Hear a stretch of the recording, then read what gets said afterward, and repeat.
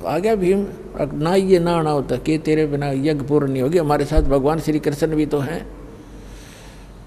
वो श्री कृष्ण जी ने सोपरी मान रहे थे। अब क्या हुआ कि उस यज्ञ का निश्चित समय आ गया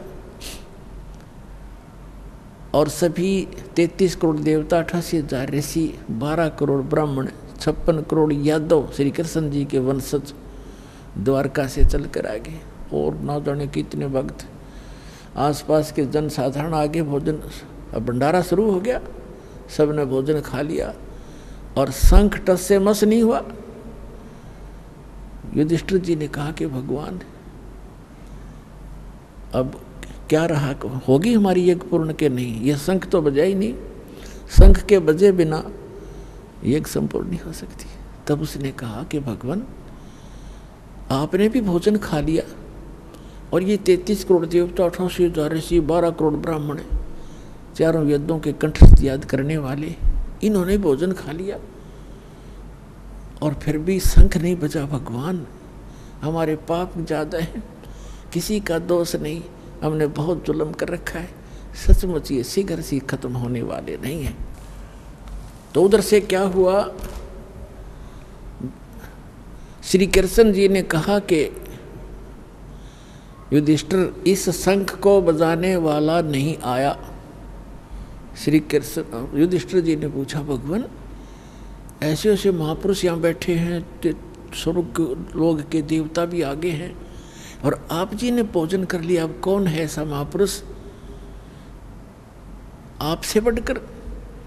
श्री कृष्ण जी ने कहा कि एक सुपच नाम का, सुदर्शन नाम का एक सुपच है, वाल्मीक है। वाल्मीक जाति में जन्मे थे, नाम सुदर्शन था। जैसे आजकल हरिजन कह देते हैं, शेड्यूल कास्ट कह देते हैं, उसे सुपच कहा करते थे। कि उस सुदर्शन को आमंत्रित नहीं किया तुमने महात्मा को? तो भगवान उसने, युधिष्ठिर ने कहा कि उधर काशी साइड में हमने भीम जी की ड्यूटी लगाई थी, उसके पूछते हैं। भीम को बुलाया गया और उससे पूछा कि भाई आपने ऐसे ऐसे भगवान श्री कृष्ण जी कह रहे हैं, एक सुदर्शन नाम के वाल्मीक थे महात्मा भक्त, उनको नहीं आमंत्रित किया? भीमसेन कहने लगा कि मैंने उसको निमंत्रण दिया था, लेकिन वो तो कबूल आदमी है, वो तो ऐसी बकवाद करने लग गया, तुम तो अपराधी हो, तुमने जुल्म कर रखा है, करोड़ों बहन विधवा करके आज तुम राज कर रहे हो और तुम्हारे घर पे मैं अन्न उस समय खाऊंगा, तुम ऐसी ऐसी यज्ञ जो करने जा रहे हो 100 कर रखी हो, उसका फल मुझे दो तब मैं रोटी खाऊं, ना तो पाप लगे तुम्हारे अन्न खाने वाले को भी, इतने अपराधी हो तुम। अब श्री कृष्ण जी को पता था यो भी मोटे दिमाग का है, इसने भी कुछ बकवाद करी होगी। तो श्री कृष्ण जी ने पूछा फिर आपने क्या उत्तर दिया? कि मैंने उसे ये उत्तर दिया कि तूने आना हो तो आ, ना आने से क्या मैं हमारा काम अड़ जाएगा, और मुझे आपसे और हमारे भाई से डर लगता था ना उसको, मैंने कहा कि मैं उनसे ऐसे डरता हूँ ना तेरे को कभी टीट भी दबा देता तेरी, मैंने ये कह दिया। कृष्ण जी ने कहा कि देखो भैया, साधु संतों के साथ बकवाद नहीं की जाती, उनको आपने तो और पाप इकट्ठा कर लिया, उनकी आत्मा दुखा के, वो ठीक कह रहे थे, उन्हें गलत क्या कहा? क्या जीव हिंसा का पाप नहीं होता? और आपने गलत किया। चलो मेरे साथ, पांचों पांडव और छठे श्री कृष्ण भगवान रथ लेकर वहां पहुंचे। 1 किलोमीटर दूर रथ रोक दिया, 1 मील, और कहा नीचे उतरो। नंगे पैरों चले वहां से, रथ पीछे पीछे आ रहा है खाली, और जाकर के श्री कृष्ण, और उसमें क्या हुआ कि सुदर्शन जी ने अपने पूज्य गुरुदेव करुणामय जी से कहा कि महाराज आज मेरे से गलती तो बन गई। क्या भाई? कि भीम आया था, माँ उसका युधिष्ठिर का राजा का भाई, और ऐसे ऐसे कोई यज्ञ कर रहे हैं वो, और उन्होंने मेरे से कहा, मैंने उनको ये कह दिया परमात्मा बोले भाई तूने सही कह दिया, साधु संत तो साची ही कहा करते हैं, गलती नहीं की बेटा, पर बताऊं उनका यज्ञ पूर्ण ना हुए, उसको वो फेराओगे तेरे पास। सुदर्शन ने सोचा वो फिर सिर में दर्द करेंगे तो खिसक ले यहाँ से, वो वहाँ से खिसक गया 10-15 दिन का टूर प्रोग्राम बना के। अब परमात्मा ने देखा भगत की इज्जत रखनी जरूरी होती है, आप ही आकर बैठ गए सुदर्शन रूप बना के कबीर परमात्मा करुणा में। अपने आत्माओं एक अध्यात्म शक्ति ऐसी होती है, अपने आप सामने वाले को पता लग जाता है कि इसके अंदर कुछ है भक्ति। तो श्री कृष्ण जब वहाँ पहुँचे, आँखों में आँख मिली दोनों भगवानों की, श्री कृष्ण जी का नतमस्तक हो गए, दंडवत प्रणाम किया मुकुट समेत।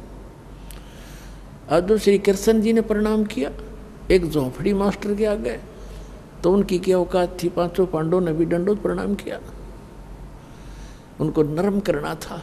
तो परमात्मा ने कहा सुदर्शन रूप में कि हे द्वारकाधीश और हे इंद्रप्रस्थ के बादशाह, आप इस दास के सामने मुझे लज्जित ना करो, ऐसे ना करो, उठो महाराज, उठो महाराज। उठ लिए परमात्मा, उठ कर आए, वो खड़े किए। तब श्री कृष्ण जी ने कहा कि हम आपको निमंत्रण लिवाने आए हैं और ऐसे राजा युधिष्ठिर हैं, ये इसके भाई हैं और इन्होंने ऐसे ऐसे यज्ञ किया और आपकी अति आवश्यकता है, आप चलिएगा। तब परमात्मा ने तो सारे अवदानी जान थे, उन्होंने रोल कर ही रहे थे सुदर्शन का, कहा कि मैंने इस पहलवान से कहा था मेरी वो शर्त पूरी करो, 100 अश्वमेध यज्ञ का फल मुझे दो, तब मैं चलूं। अपने आत्माओं चारों युग में मेरे संत पुकारे, को के कहा हम हेल रे, हीरे माणक मोती बरसे ये जग चुगता ढेल रे। सतयुग में सत सुकृत कह टेरा, त्रेता नाम मुनिंदर मेरा, द्वापर में करुणा में कहाया, कलयुग नाम कबीर धराया। तो परमात्मा ने चारों युगों में ये वाणी बोली है जो भगवान लीला किया करता है, वेदों में भी प्रमाण है। तो श्री कृष्ण जी ने कहा कि परमात्मा आपकी वाणी है, संत मिलन को चालियो तजमाया अभिमान, और जो जो कदम आगे रखे ओ हे यज्ञ समान। आपकी वाणी है दाता कि संत को मिलने के लिए जब चलो तो अपने अभिमान को घर रखा हुए, कोई पोस्ट का अभिमान, किसी को कोई धन का अभिमान, जाति का अभिमान, ये यहाँ नहीं चलेगा। अगर आप संत के दरबार में आ रहे हो, ऐसे जाना चाहिए जैसे चाहे प्रधानमंत्री का भी पुत्र विद्यार्थी है, और जब वो विद्यालय में जाता है वो एक विद्यार्थी की तरह ही बैठता है, ऐसे ही सब बच्चों के साथ मिलकर रहता है। और अध्यापक आते हैं, खड़ा होता है, उनको प्रणाम करता है। अध्यापक उनको खुरकाते धुरकाते भी हैं जो ठीक से पढ़ाई नहीं करता।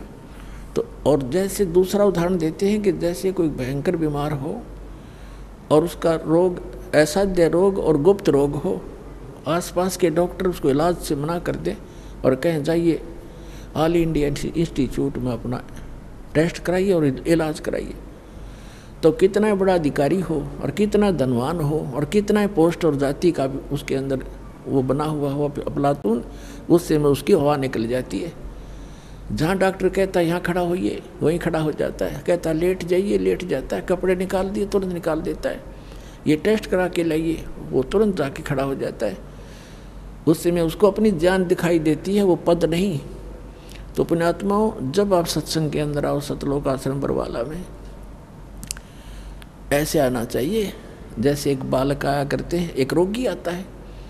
यहाँ पद और पोस्ट और धन का जो है किसी प्रकार का भी अहम आपका विद्वान नहीं होना चाहिए। सेवादार कहते हैं यहाँ उठ भाई, यहाँ बैठ जा, अच्छा भाई यहाँ बैठ जाऊँगा। अब ये सब आपके हित के लिए ही करते हैं। कभी कहते हैं यहाँ नहीं भाई वहाँ बैठ जा, अच्छा भाई वहाँ बैठ जाऊँगा। आप यहाँ खा लो बैठ कर, अच्छा भाई यहाँ खा लेता हूँ। तो ऐसे विमान होना चाहिए। एक गुर्रा हुआ, क्यों अब यहाँ से उठा, अब यहाँ बैठा रहा है, क्या तो हुआ। तो इस तरह की बातें भगत नहीं करा करते। ठीक है, नए नए आते हैं, कोई बोल भी देता तो उसके लिए हिदायत दी जाती है। कहते हैं संत मिलन को चालियो तजमाया अभिमान, और जो जो कदम आगे रखे ओ हे यज्ञ समान। कोई भी जहाँ से आप चल कर आए हो और वहाँ से यहाँ तक जितने भी आपके कदम बनते हैं, चाहे आप गाड़ी में आए हो और चाहे मोटर में आए हो, चाहे बस में आए हो या अपने व्हीकल में आए हो, वहाँ से यहाँ तक जितने भी कदम आपके बनते हैं, ये काउंटिंग भगवान के दरबार में। कहते उतना ही आपको यज्ञों का पुण्य मिल रहा है। एक यज्ञ करने में कितना लगता है, पैसा भी कितना समय लगता है। अरे तो इस प्रकार आपको यहाँ बुलाकर धनी बनाया जाता है। तब परमात्मा श्री कृष्ण जी ने कहा कि हे भगवान, आप तो अंतर्यामी हो महात्मा जी, और आप देख सकते हो पांचों पांडव आज क्या हालत है इनकी, कैसी बेइज्जती हो रही है। करोड़ों आदमी जी वगैरह इनका जो के त्यों खड़े हैं, इनके सिर पर पाड़ने का करोड़ों रुपये लग गए हैं और पैसे लग गए हैं, और आप आज इनके अंदर झांक के देखो ये कैसे बेनम्र होए खड़े हैं, बेगी बिल्ली। और पर ऐसे करो भगवान, हमारी जितनी भी यज्ञ यहाँ से उस वहाँ से चलकर आपके तक आने में बनी है कदमों की, आप 100 रख लो और बाकी हमारी झोली में डाल दो, हमारा उद्धार हो। कहते साधु भूखा भाव का, धन का भूखा ना। अर्जय कोई धन का भूखा हो, संत नहीं, वो साधु भी ना। तो परमात्मा तो उनकी आस्था देखना चाहते थे। तब परमात्मा ने कहा कि भीमसेन अखान जी, जब तो कति न्यू सीधा खड़ा न्यू होकर के हाथ जोड़ के कि मेरी ये सुमरणी उतार। माला थी, माला दो मनक्या वाली आप मंत्र करते हैं, खुट्टी का टांग रखी थी। अब पहलवान उठा और लग गया माला उतारन, उतरी नहीं, पसीना आ गया, खूब हंगा ले रहा। परमात्मा बोले रहा पहलवान तो डींग मारे था कि एक का मारू था 4 मरे थे, अरे ये माला ना उतरती तेरे पे। अपने आत्मा परमात्मा ये दिखाना चाहते थे इनका दिल डट जा। कोई है वस्तु, कोई है संत, वहीं उनका जो दिल भी डट गया, वह ताकत न्यारी है। परमात्मा ने कहा कि आजा खड़ा हो जाए इधर, और ऐसे हाथ किया था, अपने आप माला उतर कर मालिक के हाथ में आ गई बैठे बैठे के। और फिर परमात्मा बोले भाई, मर्द गर्द में मिल गए वो रावण से रणधीर, कंस के सी चाणोर से वो हिरणाकुश बलबीर। तेरी क्या बुनियाद है तू जीव जन्म धर लेत, गरीब दास हरि नाम बिना तुम्हारा खाली रह जा खेत। कहते इस ताकत की यहाँ नहीं चलती, यहाँ तो राम नाम का धन होना चाहिए, ये शक्ति के संग्रह होनी चाहिए, तो आपका आगे भविष्य सुधरेगा। और जब पहली बार भीम गया था तब उसने, चलिए लंबी कथा बन जाएगी, हम इसको यहीं छोड़ते हैं। तो परमात्मा ने कहा कि चलो, परमात्मा बैठाए रथ में, श्री कृष्ण रथवान बने और पांचों पांडव छठे और परमात्मा बैठा कर लाए। अब वाल्मीकि जाति के व्यक्ति कैसे रहते थे, आदिवासी की तरह, कपड़े मैले कुचेले से, दाढ़ी बढ़ी हुई, सिर की छोटे छोटे बाल पड़े और जूते टूटे हुए, धूल लगी हुई पैरों में, धोती सी बांध रखी, लपेट रखी, और यज्ञ के अंदर बैठे हुए मंडलेश्वर ऋषि, 9 मोटे मोटे पेटाड़े और गल में जनेऊर तिलक लगा रहा खेर, नो आसन न्यारे न्यारे ला रहा खेर, जच के बैठे सारे 33 करोड़ देवता, 88,000 ऋषि, 12 करोड़ ब्राह्मण, 4 तिलक लगा के। और उस सभा के अंदर जब कबीर साहब प्रवेश हुए तो सभी देख रहे हैं कि ये किस, और वो क्या कह रहे हैं आपस में कि इनके पाप ही इतने हैं, अब शंख कैसे बजे, इन घोर पाप कर रखे। अरे जब इन पाप कर रखे हैं उसके समाधान के लिए तो संत साधु बुलाए जाते हैं। तो हमारा टिंडे लेना आए थे जब हम कुछ, तुम्हारे पास कुछ है ही नहीं था। तो उसको कहते हैं जब परमात्मा प्रवेश हुए कबीर सुदर्शन रूप में और मुँह पर पढ़ने करके ये लाइए यूँ करेगा इनका यज्ञ पूर्ण, यूँ करें एक दूसरे ने। अब परमात्मा श्री कृष्ण जी ने कहा द्रौपदी बढ़िया भोजन बना दे, ये महापुरुष खाना खाओगा और प्रसन्न हो गया ना खाना खाने से तो तुम्हारा शंख बजेगा। अब द्रौपदी ने तो नौकरों का भी सहयोग नहीं लिया, अपने हाथ से रोटी बनाई, क्योंकि फंस रहे हो तक कति बुरा हाल हो रहा, इतना दंडा लिया और बात न्यो की न्यो। अपने हाथों खाना बनाया, कचौड़ी पकौड़ी दही बड़े जलेबी हलवा पूरी खीर सारा कुछ बना के न्यारी न्यारी कटोरिया में थाली में सजा के रख दी। परमात्मा सुदर्शन जी ये सुदर्शन रूप में बैठे थे तो मालिक ही। अब द्रौपदी ने न्यू सोचा था कि ऐसा बढ़िया भोजन बना दिया, यो घास फूस खाने वाला व्यक्ति जंगल में रहता है, आज खा के भोजन ने न्यारे न्यारे पकवान उंगली चाटता रह जाएगा, 100 जगह गुण गाओगा मेरे। अब भोजन खिला द्रौपदी ने। और प्रत्येक बहन का ये एक कुदरती स्वभाव होता है, कोई अतिथि आ जाता है उसके लिए विशेष भोजन बनाने में विशेष ध्यान रखती है कि कहीं ये बाहर जा कर के और मेरी बदनामी ना कर दे कि उसमें नमक ठीक नहीं था, मिर्च गड़ी थी या ठीक अच्छा नहीं लगा भोजन। इसलिए वो हर संभव कोशिश करती है कि खाने वाला मेरी प्रशंसा करे। द्रौपदी ने इसी उद्देश्य से भोजन रखा और परमात्मा ने, वो तो लीला करते हैं, उन्होंने क्या किया कि ये मन आज तक नारे नारे स्वाद कर लेगा और कल हमने तो फिर घास फूस खाना, ये तो फिर बिगड़ गया। उन्होंने क्या किया, अब सुदर्शन जो था वो 5 ग्रास खाता था, उसने अपना नियम बना रखा था कि एक जब भी खाना खाऊंगा जैसे 1 फिर 2 3 4 5 ग्रास खा के बंद कर देता था। इतना अल्पाहार था, उसका संयम रखता था। तो परमात्मा ने ये भी दिखाना था कि मैं सुदर्शन ही हूँ। सुदर्शन का रोल कर रहे थे, रोल भी वही होता अच्छा है, वो जो कोई किसी का रोल करता है सही करे वही तो अच्छा लगता है। तो परमात्मा ने वो सारी कटोरियों में से थोड़ा थोड़ा भोजन ठाठा के, खीर भी हलवा भी पूरी भी तोड़ दी छोटी सी, और कचौड़ी भी पकौड़ी भी दही भी उसका भाई मिला ली और लगे न्यू करने। अब द्रौपदी देखा बेटी बेटी अक मैंने तो 1 घंटे तक तुम्हें माँग फड़वाई, अरे यू का के शंख बजाओगा गल यो सुदर का सुदर ही रहा, इसने खाना भी ना आता। यो मन बड़ा बदमाश है, 1 मिनट में पता नहीं क्या सोच जा और कर्म बिगड़वा दिए। परमात्मा जानेंगे क्योंकि वो अंतर्यामी थे। अगर द्रौपदी तक घनी नो सोच रही है कि यो हमारा जैसा आहार और भोजन इनको कितना ना मिलता ठीक से। अब परमात्मा ने एक बार खाया, शंख बोला, वहाँ रखा, दूसरी बार खाया, फिर बोला, 5 बार में जितना थाली में डाला था खा लिया और 5 ही बार वो शंख बज के बंद हो गया। युधिष्ठिर बड़ा खुश हुआ कि हे भगवान बड़ी दया हुई आपकी, ऐसा महापुरुष आ गया और हमारा काम बन गया। तो श्री कृष्ण जी ने कहा काम को नहीं बना भी, यो शंख तो कंटिन्यू बजना चाहिए था, बहुत देर तक बजेगा, ये तो 5 बार बजा है, इससे बात नहीं बनी। तो श्री कृष्ण ने कहा कि अब किसको बुलाओगे भगवान, अकीब और कोई बुलाना बाकी नहीं रह रहा। इस आपने के वाल्मीकि दिखाई दे है यो हरिजन सा, इसके 1 बाल के बराबर ये 3 लोक नहीं है, इतना सिद्धि शक्ति युक्त है ये सुदर्शन। अब श्री कृष्ण जी भी बेसिक तो हम अंतर्यामी मानना थे, इतने अंतर्यामी नहीं थे, पर आभास जरूर था कि ताकत है इनके अंदर।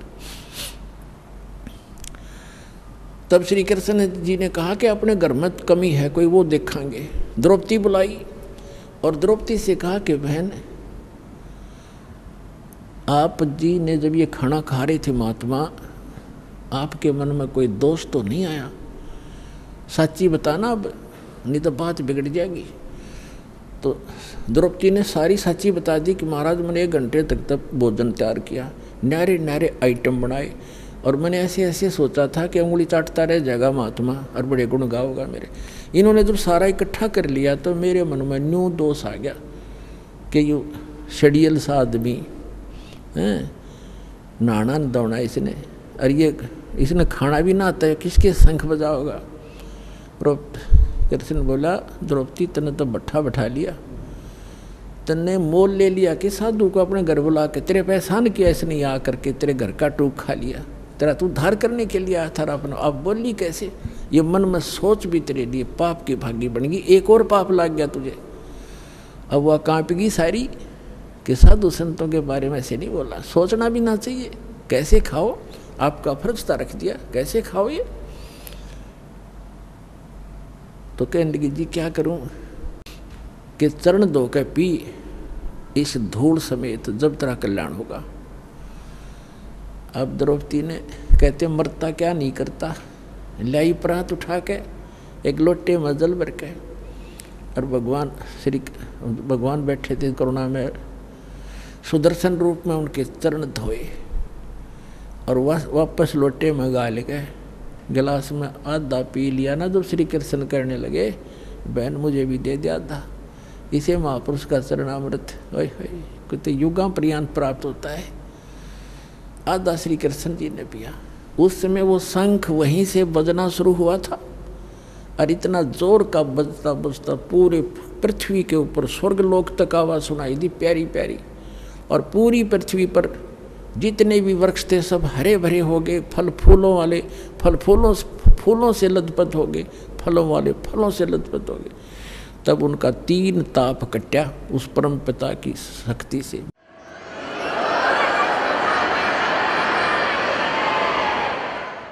तुम कौन राम का जपते जापम, तात कटे नातेनु तापम, समर्थ का सरनाग हो रंग होरी हो, कभू न हो एकाज राम रंग होरी हो।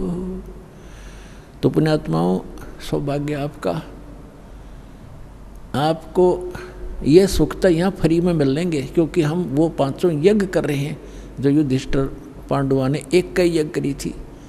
आज आप देख रहे हो 5 दिन का समागम चल रहा है, और कई हजारों की संख्या में पुण्यात्मा परमात्मा की प्यारी आत्मा आई हो। ये सभी भक्त हैं, सभी परमात्मा का सुबह उठते हैं, शाम दिन रात चर्चा करते हैं, घर पे जाते हैं, वहाँ भी इतना कोर्स दे रखा है आपको भक्ति का, जैसे बालकों को सलेबस न्यारा होम टास्क अलग से, तो इतना कोर्स दे दिया, इस बिना आपका उद्धार नहीं हो सकता। कभी आरती कर रहे हो, कभी नित्यनेम कर रहे हो, कभी रमैनी कर रहे हो, कभी प्रथम मंत्र, कभी सेकंड मंत्र, फिर वाणी पढ़ रहे हो, कहीं सेवा कर रहे हो, दान कर रहे हो।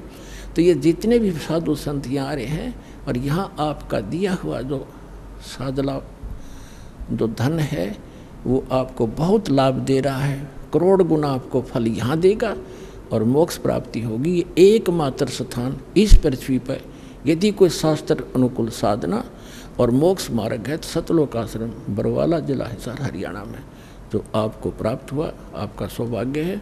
और भक्ति करते रहो। बोलो सतगुरुदेव।